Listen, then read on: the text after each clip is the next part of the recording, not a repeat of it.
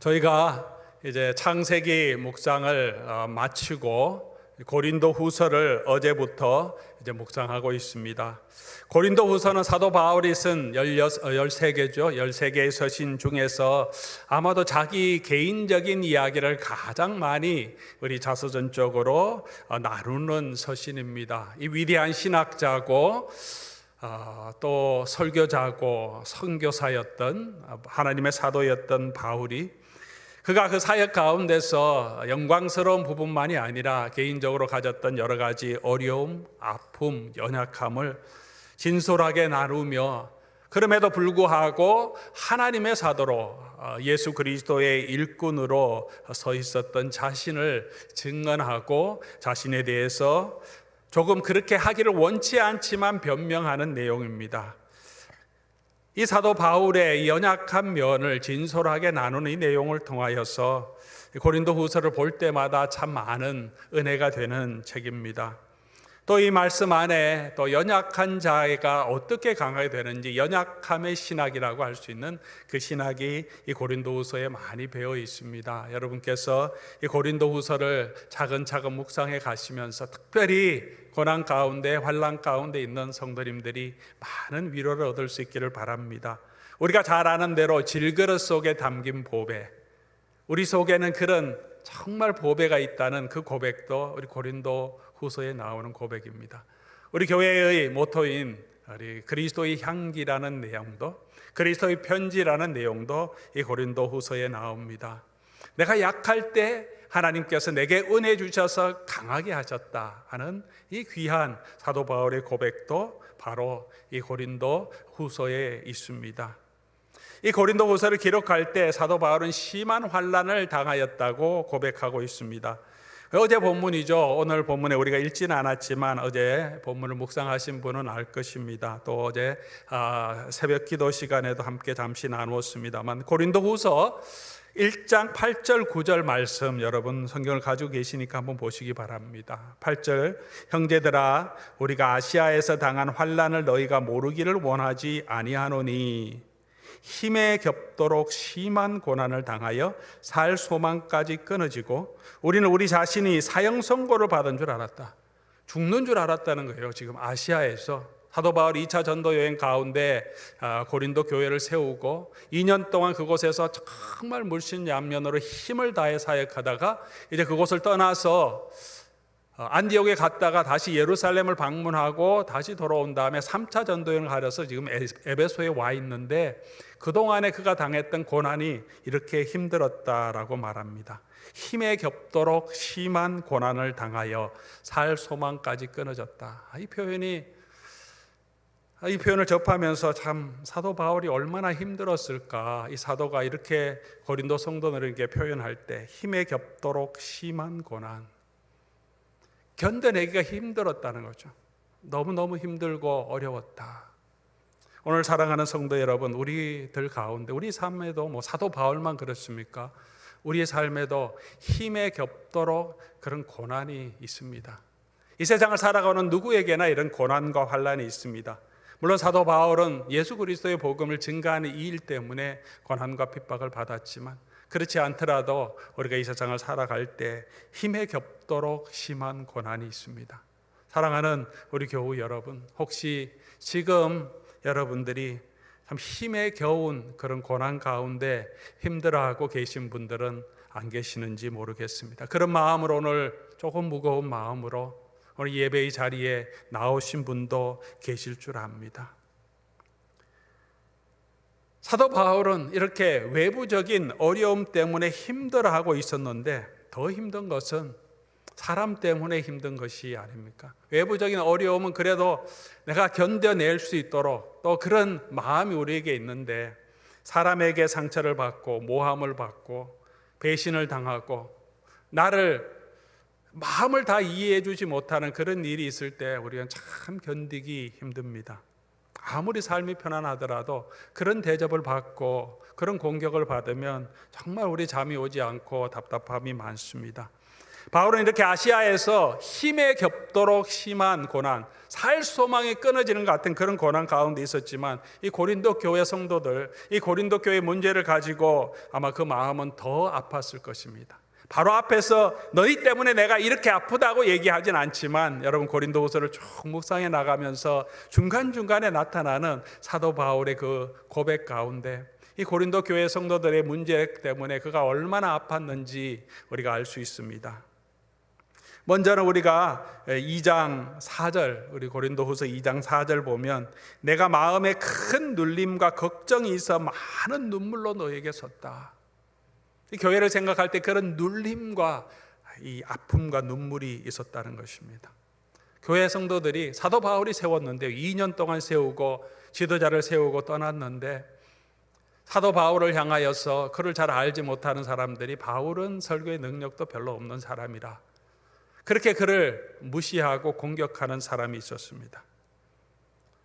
오늘 본문에도 그가 설명하고 있는 내용이 지금 마게도니아로 가기 전에 고린도를 먼저 갔다가 마게도니아 갔다가 다시 고린도에 가서 그들을 격려하려고 사도 바울이 계획했는데 그러지 못하고 고린도에 가지 않고 지금 기다렸다가 마게도니아를 돌아서 고린도로 지금 내려가고 있어요. 먼저 가기로 약속을 했는데 말은 했는데 지키지 못하니까 바울을 향하여서 너 자기 마음대로 생각 변덕을 가지고 간다 그랬다 온다 그랬다가 그리고 하지 않는 사람이라고 그렇게 공격하는 것입니다. 그래서 계획할 때 내가 어찌 경솔하게 했겠느냐. 근데 너희 때문에 내가 너희를 돕기 위해서 내가 가지 않았고 지금은 안 가는 것이 오히려 이 문제를 정복시키지 않기 때문에 너희를 도움이 되기 위해서 가고 싶은 마음 간다고 얘기했지만 안 갔는데 그렇게 해서 안 가는 그 마음을 알아주지 못하고 고린도 교회 성도들 특별히 바울을 대적하고 별로 좋게 생각하지 않는 사람들은 바울은 변덕꾸러기고 말을 지키지 않는 사람이라고 지금 공격하고 있는 것입니다.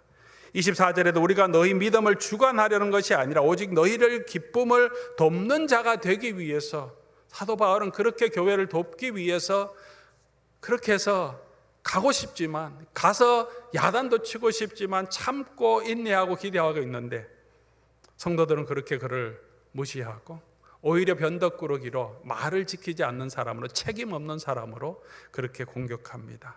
그런 이야기를 들을 때 얼마나 마음이 아픕니까? 특별히 사역자로서 교회의 리더로서 뭘 일을 했는데 정말 성도를 위해서 오히려 했던 것도 다시 취소하기도 하고 그렇게 고민해서 결정했는데 그 마음을 다 알아주지 못하고 오히려 그것을 터집 잡아서 공격하게 될 때 그것만이 아닙니다. 사도 바울을 향하여서 영적인 사람이 아니라고도 공격합니다. 그를 외모로 취합니다. 이 외모로 취했다. 무슨 외모로 취했을까? 학자들의 여러 가지 해석이 있지만 아마도 그가 육체의 가시 때문에 기도한 그것과 연관시켜 보면 그가 이 육체의 가시라고 했던 것은 질병일 수도 있고 몸의 어떤 상처일 수도 있다고 대부분 생각합니다. 그 모습을 보고 그의 질병을 보고 그의 육체의 상처를 보고 고린도 사람들이 어떤 사람들은 그것을 핑계 삼아서 사도 바울을 욕했다는 것입니다. 우리에게 육체의 연약함이 있을 때 그런 게 있지 않습니까? 생김새든지 육체의 연약함이 있는데 그거 들어갖고 오히려 그것을 보호해주고 해야 되는데 오히려 그것을 들어갖고 이 사람은 정말 제대로 된 사람이 아니라 영적인 사람이 아니야 그렇게 판단한다면 요즘도 지금 인종차별의 문제로 사람의 생김새 때문에 인종 때문에 피부의 색깔 때문에 사람을 차별한다고 해서 지금 미국에도 계속 그 이슈가 나오는데 그런 일을 당했을 때 우리의 마음이 얼마나 분노합니까? 속상합니까? 사람을 외모로 취한다고 그런 대우를 받았습니다. 사도인데도. 특별히 그가 사례를 받지 않고 고린도 교회에서 일했는데 깨끗한 것 같지만 뒤에서는 예루살렘 교회를 위해서 헌금을 자꾸 얘기하면서 그 헌금 할애 받는 것보다 더 큰 헌금을 가지고는 중간에 자기가 다 착복한다고 그렇게 사도 바울을 공격합니다. 힘을 다해서 교회 부담 주지 않기 위해서 그는 마켓에 가서 텐트를 치면서 밤낮으로 일하고 성도를 섬겼는데요. 그리고 예루살렘에 있는 교회를 돕기 위해서 그토록 애쓰면서 헌금을 거두어서 갖다 들고 구제 활동을 하려고 하는데 중간에서 사도 바울이 돈 떼먹는 사람이라고 그렇게 공격하는 사람도 있었다고 말합니다. 사람이 다 알아주지 못할 때, 나를 오해하고 이렇게 공격할 때 얼마나 답답했겠습니까? 오늘 우리가 생각해 보려고 하는 것은 이런 힘겨운 고난의 연속인 삶 가운데 성도들의 오해와 대적함도 있을 때 사도 바울은 어떻게 자기 연민에 빠지지 않고 자기 혈기에 빠지지 않고 남을 욕하는데 또 자신이 처한 환경을 탓하면서 그 인생 허비하지 않고 그럼에도 불구하고 하나님의 복음의 일꾼으로 흔들리지 않고 이렇게 서 있을 수 있었는가? 그의 사역을 계속해 가며 끝까지 그에게 주어진 이 길을 걸어갈 수 있었을까요? 오늘 본문을 통해서 우리가 견고하고 흔들리지 않게 바울이 설 수 있었던 바로 그 믿음의 신앙의 비결을 우리가 아주 중요한 비결을 배울 수 있습니다. 이 사도 바울의 자세는 그의 자세만이 아닙니다. 그는 늘 얘기합니다. 나는 그리스도의 일꾼 된 사람, 나는 그리스도를 본받는 사람이다. 여러분도 나를 본받아서 나를 따르라고 말합니다. 오늘 사도 바울의 이 삶의 자세, 사역자의 자세는 그의 삶의 고백일 뿐만이 아니라 우리에게도, 우리가 이런 억울함을 당했을 때도, 우리가 이런 답답함을 당했을 때도, 우리가 견디기 힘든 이 삶의 고난 가운데 있을 때 우리가 어떻게 흔들리지 않고 우리가 든든하게 믿음으로 서갈 수 있는지 우리에게도 아주 귀한 교훈을 주는 말씀이라고 생각합니다. 오늘 이 말씀 통하여서 우리도 흔들리지 않고 하나님의 믿음 위에, 예수 그리스도를 믿는 그 믿음 위에 굳건하게 서는 저와 여러분 될 수 있기를 바랍니다. 우리가 어떻게 해야 할까요? 첫 번째로 사도 바울은 믿으신 하나님께 집중합니다. 환경을 보지 않고 고린도 교회 성도들 그들이 말하는 그것 받고 그것 때문에 아파하고 그것 때문에 붙들려서 답답해하지 않고 믿으신 하나님을 바라봅니다. 그렇게 믿으신 하나님을 바라볼 수 있었던 것은 그 하나님께서 그에게 주신 위로 때문입니다. 9절 말씀 보면 고난을 통하여 자신을 의지하지 않고 오직 죽은 자를 다시 살리신 그 하나님을 의지하게 해주심을 감사하며 찬양합니다.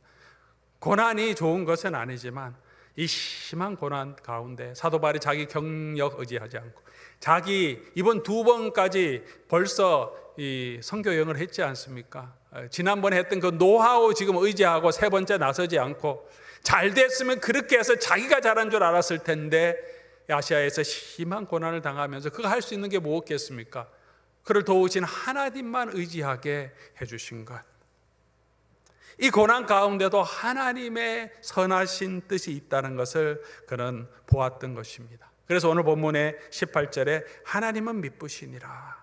믿보다 그 믿으신 하나님을 그는 바라보았고 그 하나님을 바라봄으로 위로함을 얻었기 때문에 그가 흔들리지 않을 수 있었습니다. 믿보다 이런 말을 쓰는데요. 믿보다 이게 어떤 뜻일까요? 밉다는 뜻입니까? 아니 기쁘다는 뜻입니까? 예쁘다는 뜻입니까? 우리가 지금은 잘 쓰지 않는데 성경적으로 성경에 자주 나오는 거니까 우리 기독교인들은 잘 쓰지만 일반적으로는 잘 쓰지 않습니다. 밉다, 미우면서도 예쁘다 그런 뜻이 아니고 밉다는 것은 faithful하다, 성실하시다, 신실하시다 그런 뜻입니다. 이 믿으신 하나님은 어떤 하나님이십니까? 첫 번째 우리 마음을 아시는 분이십니다.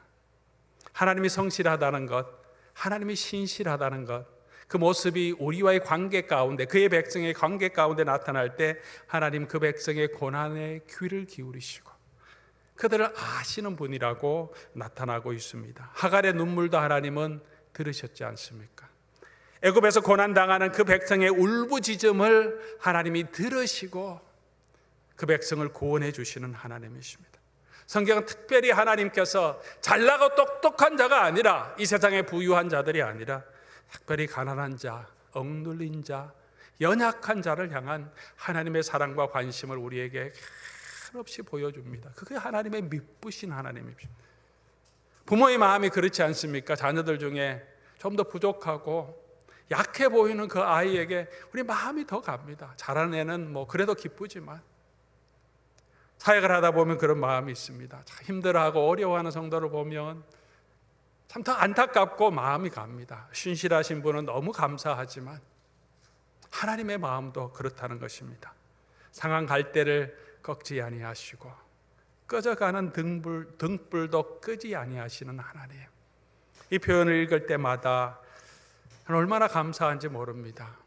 잘나고 똑똑하고 성공하고 큰 교회를 이끌어가는 그런 목사가 아니고, 세상에서 유명한 그런 목사가 아니고, 상한 갈대 같은 그런 목회자라고 할지라도, 그런 사람이라고 할지라도, 세상 사람들이 아무도 인정해 주지 않는 꺼져가는 등불 같은 사람일지라도, 하나님은 그런 사람에게 더 큰 관심을 가지시고 그 고통을 알아주시고 헤아려 주시는 그런 하나님이라고 우리에게 보여주고 있습니다. 하나님은 연약할 때 그를 더 붙들어 주시는 그 미쁘신 하나님, 그의 마음과 그의 고통을 알아주시는 그 아버지 하나님을 사도 바울은 바라보았기 때문에 그 하나님의 위로를 얻었던 것입니다. 그 하나님은 그에게는 위로의 하나님으로 다가왔던 것입니다. 이런 찬양이 있지 않습니까? 나를 지으신 주님 내 안에 계셔, 처음부터 내 삶은 주의 손에 있었죠. 내 이름 아시죠? 내 모든 생각도 내 흐르는 눈물 그가 닦아주셨네. 미쁘신 하나님, 우리가 환경 바라보지 않고 내 흐르는 눈물이 있지만, 마음의 억눌림은 있지만, 답답함은 있지만, 그 미쁘신 하나님을 사도 바울은 바라보았기 때문에 쓸 수 있었던 것입니다. 두 번째로, 그 미쁘신 하나님은 나를 향한 약속을 이루시는 분입니다. 20절 말씀 우리가 함께 보겠습니다.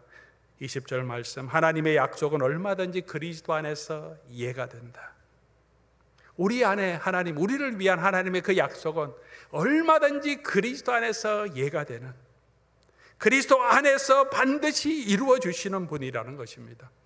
사람들은 나를 알아주지 않아도 하나님은 나를 아시고 나를 향하여서 약속해 주신 그 구원을 이루시는 분이시라는 것입니다. 우리를 사망에서 구원해 주실 것입니다. 이 세상에서 우리의 모든 고난과 우리의 눈물을 하나님 마지막 그때 우리의 눈물을 닦아주시고 우리를 영원한 그 하나님의 나라를 얻는 하나님의 자녀로 영광스럽게 우리를 받아주신다고 약속해 주셨고, 그리스도 예수 안에서 하나님께서 우리에게 하시는 이 약속은 언제나 이해가 된다. 한번 약속하신 그것을 하나님은 다시 시건치 아니하시는 분, 반드시 이루시는 그 하나님, 사도 바울은 그걸 믿었습니다. 그래서 그는 언제나 그의 삶의 목적은 마지막에 위에서 주신 하나님의 그 상을 바라보며 걸어갑니다. 그가 끝까지 자기에게 달려갈 이 길을 마칠 수 있었던 것은 위에서 주시는 하나님의 상급, 그에게 주실 그 생명의 멸류관 주시는 그 예수 그리스도를 바라보았기 때문입니다. 우리를 향하신 그 하나님의 약속도 반드시 이루십니다. 사람의 인정으로 우리가 끝나는 것이 아니라 우리를 향하신 그 하나님의 약속을 바라보고 사람의 평가 때문에 흔들리지 말고, 그렇게 흔들려고 하는 사단의 공격에 있을 때마다 우리는 다시 이 약속을 붙들고 걸어가는 저와 여러분 될 수 있기를 바랍니다. 오늘 9절 말씀, 1장 9절 말씀에 전에도 우리를 이 힘겨운 심한 고난에서 건지셨고 지금도 이 고난에서 견디고 그 이후에도 견디게 하실 그 하나님을 사도 바울은 바라보았다고 말합니다. 세 번째로, 하나님의 미쁘시다고 하는 것은 내가 견딜 수 있는 힘을 주신다는 것입니다.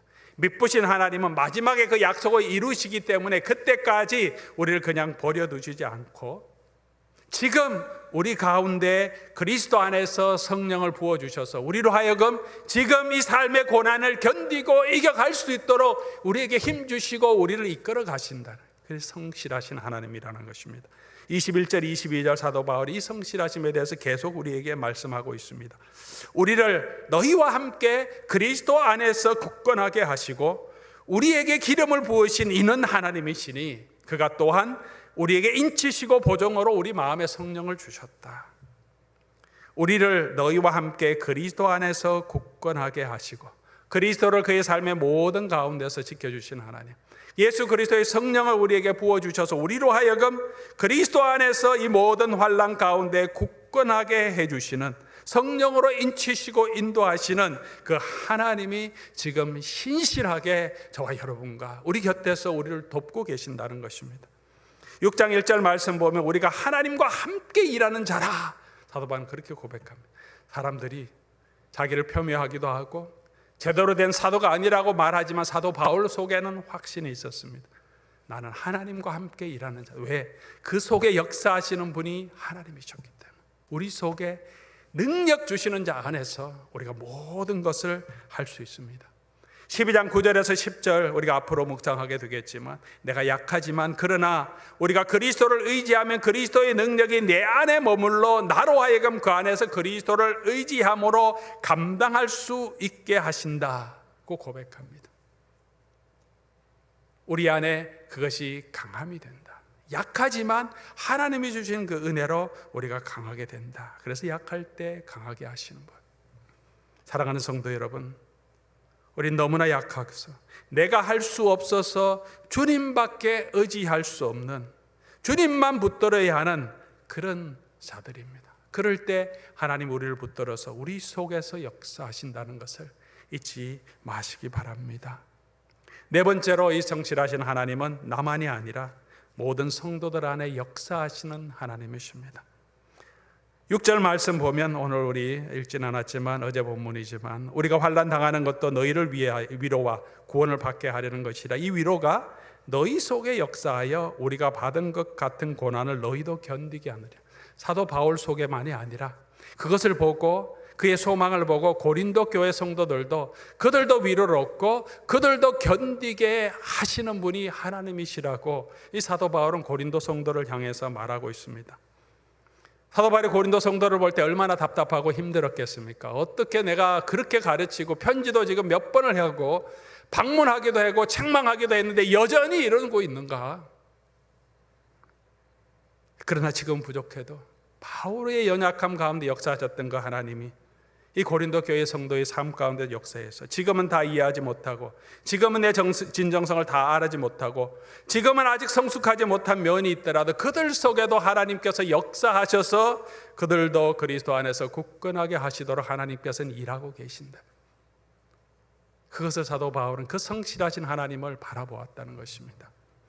사랑하는 교우 여러분, 지금은 우리에 대해서 우리를 실망시키는 사람이, 나를 답답하게 하는 그 사람이, 내 마음을 알아주지 못하는 그 사람이 지금은 부족해 보여도 성령께서 그 사람도 언젠가는 변화시켜 주신다는 것, 그 사람도 그 속에서 성령께서 역사해 주셔서 성숙하게 하시고 알게 인도해 주신다는 것, 그 신실하신 하나님 사도 바울은 믿었기 때문에 이 성도를 향하여 낙심하지 않을 수 있었던 것입니다. 어떻게 합니까? 나 같은 사람도 하나님께서 성령 안에서 이렇게 조금은 더 철이 들게 하시고 세월이 지나가면서 더 믿음 가운데 설 수 있도록 이끌어 주셨지 않습니까? 여러분 한 사람 한 사람도 하나님께서 여러분 속에 역사하셔서 그전보다는 조금 더 낫게, 조금 더 성숙하게, 조금 더 남을 이해할 수 있는 마음으로 하나님 만들어 가고 계시지 않습니까? 여러분 그것을 믿으십니까?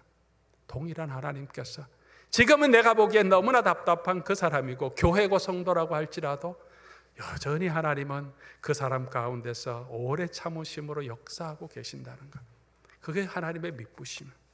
그것을 바라보았기 때문에 그는 흔들리지 않고 설 수 있었던 것입니다. 사랑하는 성도 여러분, 그러므로 우리가 너무 사람들의 반응에 민감하지 말고 믿으신 하나님을 바라보며, 우리 속에 역사하신 이 하나님 바라보며, 우리 속에 약속하신 것을 반드시 이루시며, 그 사람들 안에서도, 이 부족한 교회 안에서도 역사하실 그 하나님의 신실하심을 우리가 바라보며, 그것 바라보며 걸어가는 저와 여러분 될 수 있기를 주의 이름으로 간절히 소원합니다.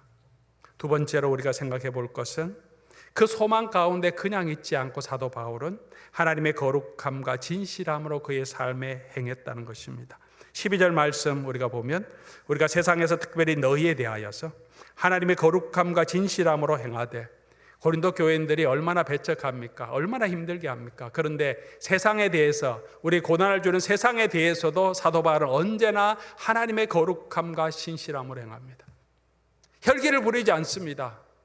그리고 이 고린도 교회 성도를 향하여서 그들은 언제나 어떤 상황이나 하나님 믿으신 하나님을 바라보고 하나님의 거룩함과 신실함으로 행했다. 그리고 육체의 지혜를 따라 하지 않고 하나님의 은혜로 행했다. 너희도 알지 않느냐? 그렇게 말하고 있습니다. 사랑하는 성도 여러분, 이것이 우리가 배워야 할 자세가 아니겠습니까? 우리가 답답하고 속상하고 그렇다고 해서 우리도 같은 혈기에 빠져서 그렇게 반응하는 것은 사단이 원하는 것입니다.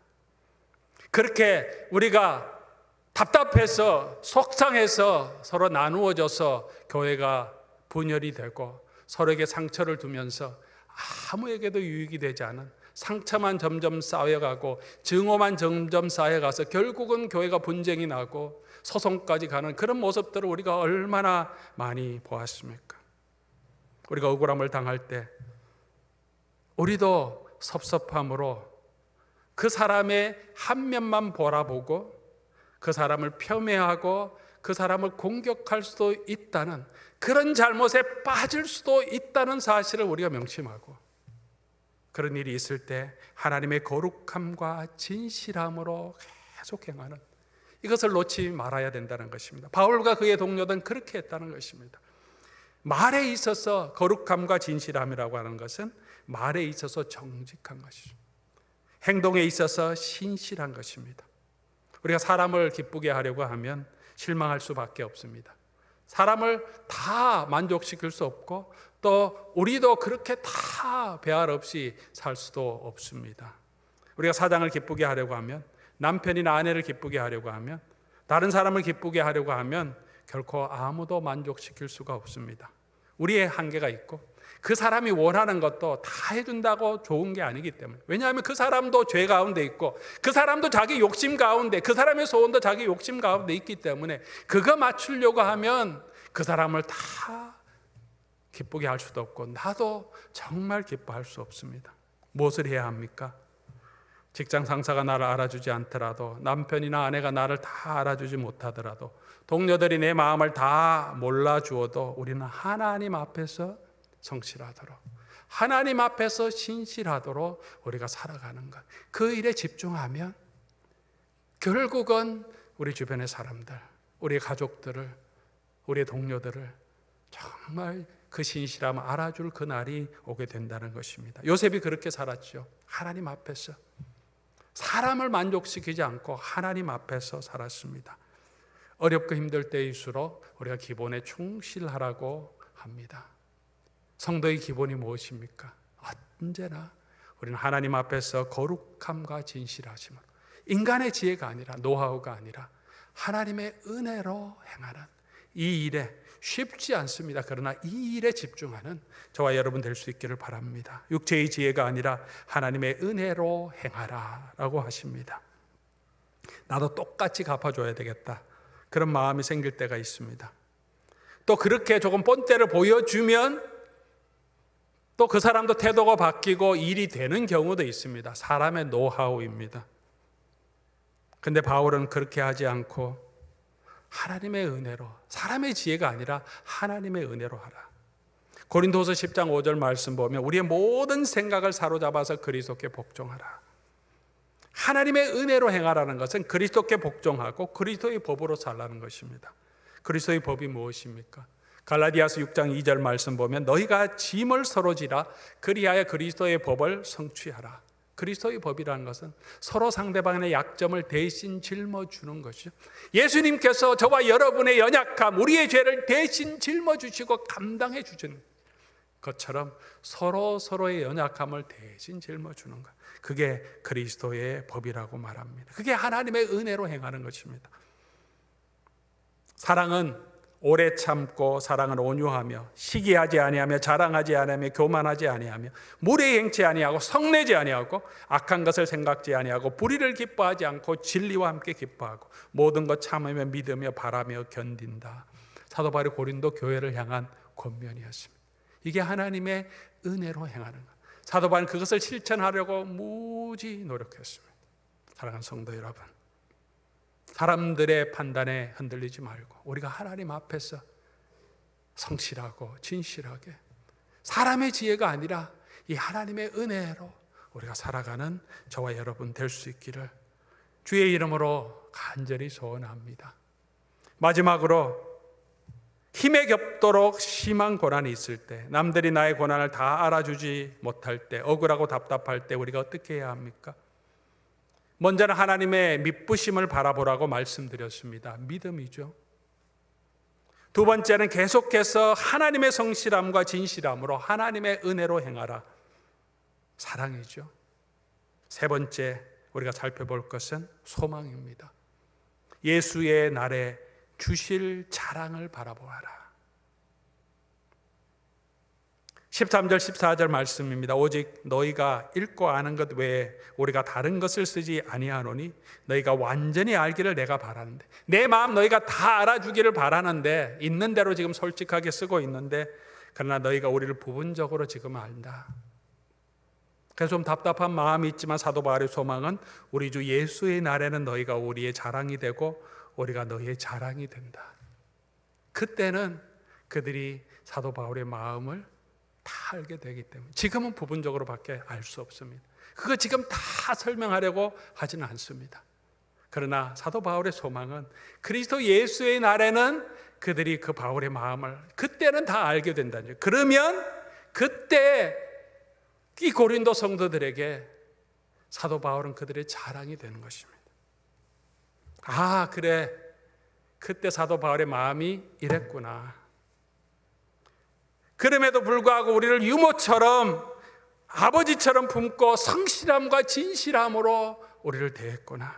정말 바울이 정말 신실한 목자였구나.